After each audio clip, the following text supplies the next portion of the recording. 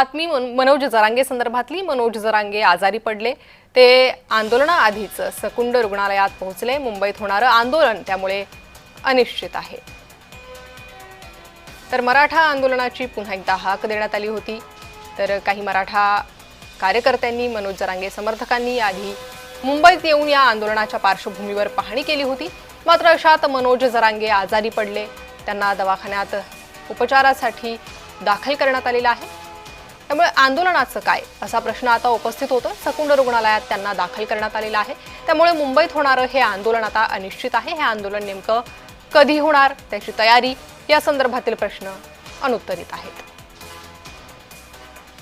तर मनोज जरांगे हे आजारी पडलेले आहेत, त्यांना सध्या सकुंड रुग्णालयात दाखल करण्यात आलेलं आहे।